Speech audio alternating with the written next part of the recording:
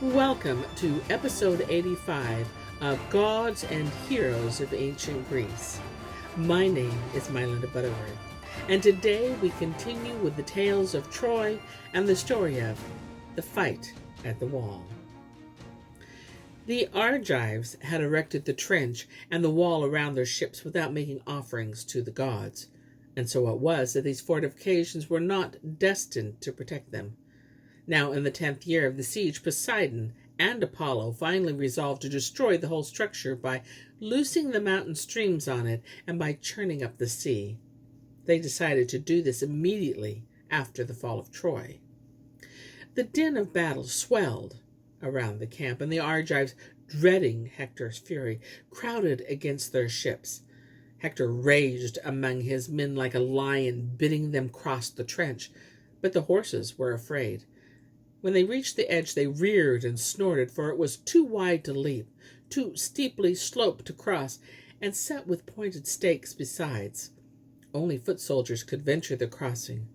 While Polydamas saw this, he took counsel with Hector, saying, "If we force our horses, we should all be lost and perish ingloriously at the bottom of the trench. So let the charioteers halt at the brink. But we ourselves, with our brazen armor, will cross on foot under your leadership and break through the wall." Hector approved this plan. At his command, all the heroes, except the charioteers, alighted from the chariots and ranged themselves in 5 groups. The first group under Hector and Polydamas. The second under Paris. Helenus and Deiphobus led the third. Aeneas was in charge of the fourth. Sarpedon and Glaucus headed the 5th, the group of the allies. And of all the warriors, only one, Zeus, refused to leave his chariot. He turned to the left, where the Argives had reserved a passageway for their own horses and chariots. Here he found the gate wide open, for the Danai were waiting to see if perhaps one of their number would come belatedly to seek refuge in the camp. Zeus drove straight for this passage, and other Trojans followed him on foot. But in the entrance were 2 formidable guards, Polypete, son of Pirithous, and Leontius. They stood at the gate, like tall mountain oaks, which grip the earth so firmly with roots long and broad that neither wind nor scourging rains can shake them from their place. And suddenly these 2 hurled themselves at the advancing Trojans, while at the same time a shower of stones rattled from the squat towers of the wall. While Zeus and his comrades were engaged in this unexpected combat and lost many men, others pressed through the trench on foot and battled for other gates of the camp.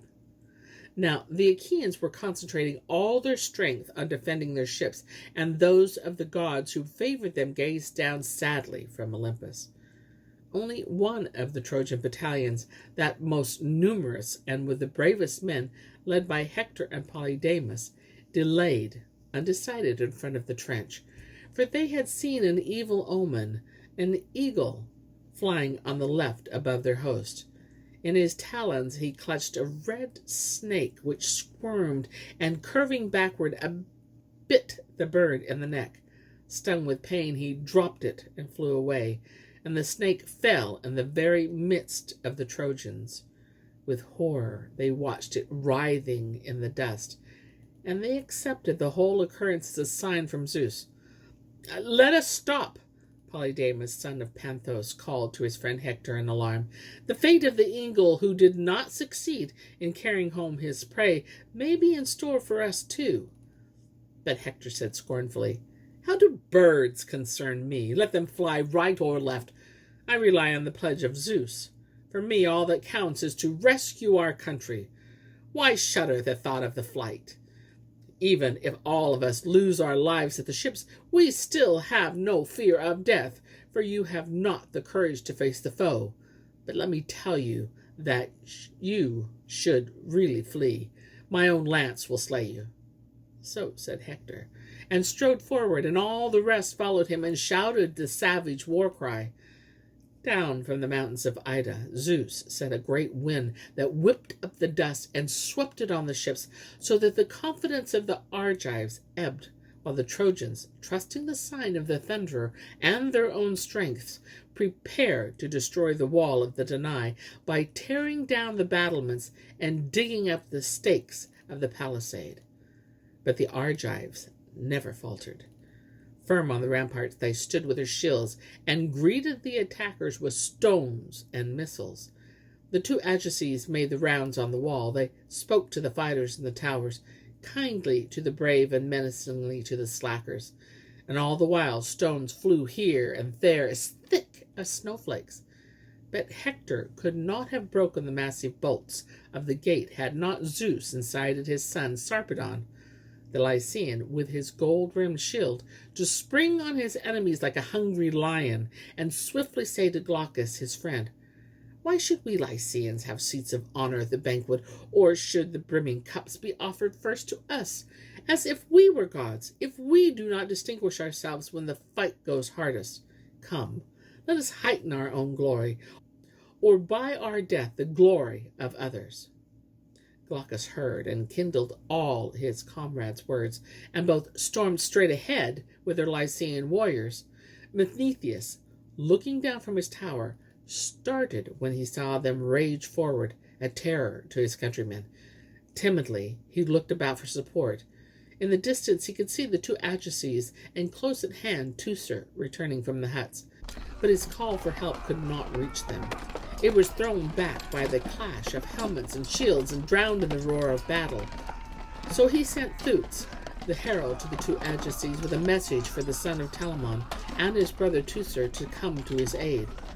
Ajax the Great did not delay an instant.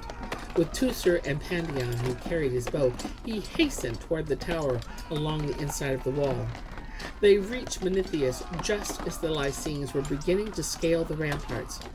Ajax at once pried loose a jagged piece of rock, and with it crushed the helmet and head of Epicles, a friend of Sarpedon's, so that he plunged from the wall like a diver.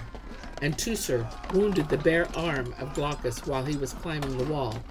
At that, Glaucus secretly left, lest the Achaeans see him and jeer at his wound.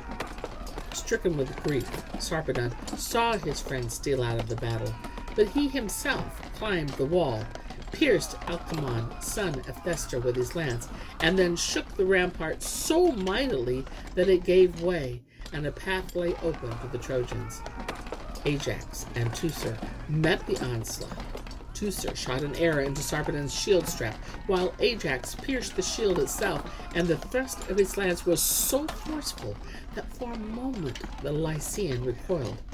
But he regained his position almost at once, and turning to his men cried aloud, "Have you forgotten to join in the attack? I cannot break through alone, not if I were the bravest man in the world. Only by keeping together can we open a path to the ships." And the Lycians rallied around their king and came up faster. From within, the Argives doubled the resistance, and so the foes stood, separated by nothing but the rampart, lunging savagely at one another like farmers who at the border of their fields fight over their boundaries. Right and left from towers and ramparts, blood flowed in rivers. For a long time the battle was undecided, but at last Zeus gave Hector the upper hand. He reached the gate in the wall, and his men followed him on, climbed past on either side, at the gate whose portals were locked by two bolts that met